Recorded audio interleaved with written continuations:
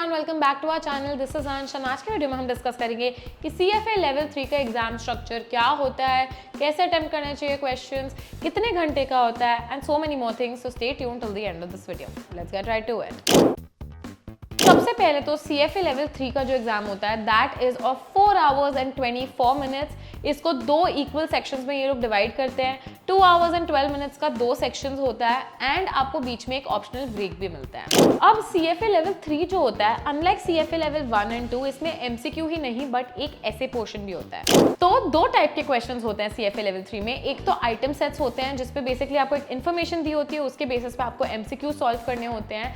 And दूसरा constructed response type questions होते हैं जिसमें बेसिकली ऐसे टाइप क्वेश्चंस होते हैं। अब लाइक आई टोल्ड यू, जो आइटम सेट्स होते हैं वो विग्नेट्स के बेसिस पे आपको आंसर करने होते हैं। कोई भी फ्री स्टैंडिंग MCQs नहीं होते हैं, मतलब कोई भी इंडिपेंडेंट MCQs नहीं होते हैं। Every MCQ is related to a vignette, मतलब एक आइटम सेट में आपको एक पैरा दिया होगा, उसके बेसिस पे MCQs दिए होंगे एंड उसको रिलेटेड ही MCQs होते हैं, कोई भी इंडिपेंडेंट MCQs नहीं होते हैं। Each session that you will have either 6 item set type questions and 5 constructed response questions और 5 item set type questions and 6 constructed response questions. तो ये एग्जाम जो होता है बेसिकली आपके 11 आइटम सेट्स होते हैं एंड 11 ऐसे टाइप क्वेश्चंस होते हैं जो 6 and 5 में डिवाइड होते हैं। मतलब 6 आइटम सेट्स 5 ऐसे टाइप क्वेश्चंस या 5 आइटम सेट्स 6 ऐसे टाइप क्वेश्चंस, ये मिला के 11 आइटम सेट्स एंड 11 ऐसे टाइप क्वेश्चंस होते हैं। हर आइटम सेट एंड ऐसे हैज 12 पॉइंट्स ईच। अब इसमें भी just like level 2 22 full questions होते हैं, 11 आइटम सेट्स एंड 11 ऐसे टाइप क्वेश्चंस,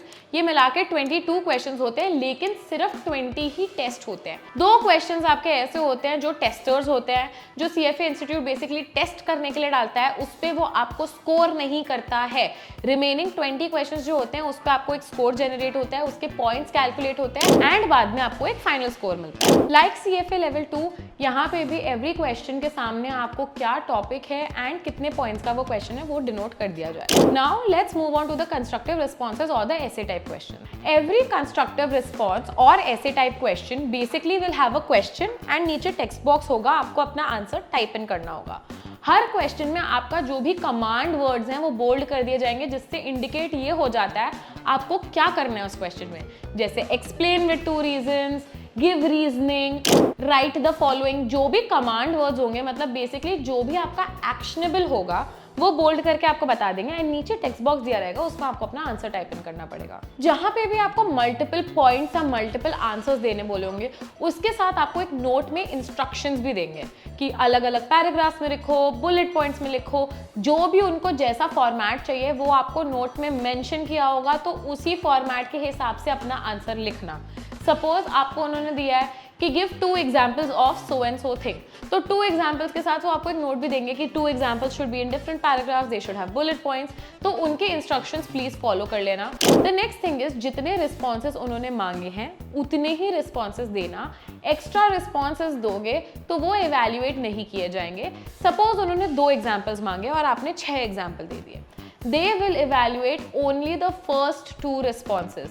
वो in order of your responses and जितने रिस्पॉन्सेज मांगे हैं उतने ही इवैल्यूएट करेंगे।